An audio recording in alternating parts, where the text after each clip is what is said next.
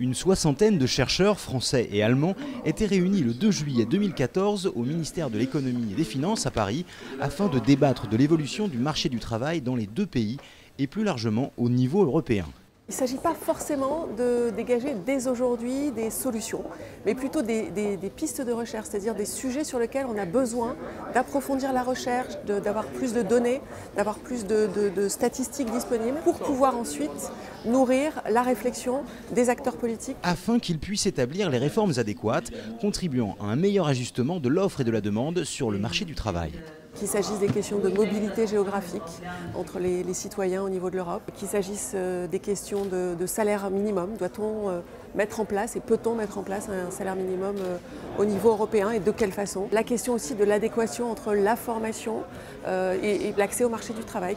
Si au 1er janvier 2015, l'Allemagne devrait effectivement opter pour un modèle de longue tradition française, avec la mise en place d'un salaire minimum, la France, elle, doit encore trouver sa voie. In terms of policies, Germany has undertaken a larger number of labour market reforms and pension reforms, while France is still on its way to do what is needed.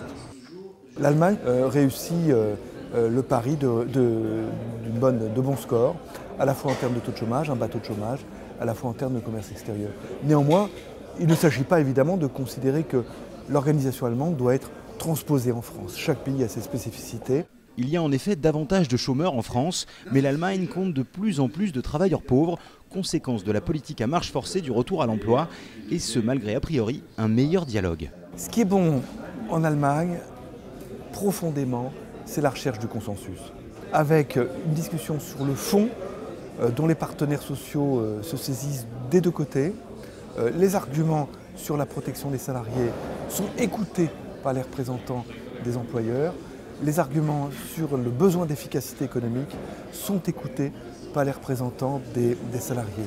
En France, nous ne sommes pas encore dans cette situation. Les propositions des employeurs sont souvent vécues comme voulant remettre en cause trop fortement les avantages des salariés et vice-versa. L'objectif de ces discussions est donc de trouver la bonne adéquation entre protection salariale et compétitivité, de faire en sorte que les marchés du travail français et allemands fonctionnent de pair pour que chacun puisse y trouver sa place et pour que l'économie puisse y prospérer.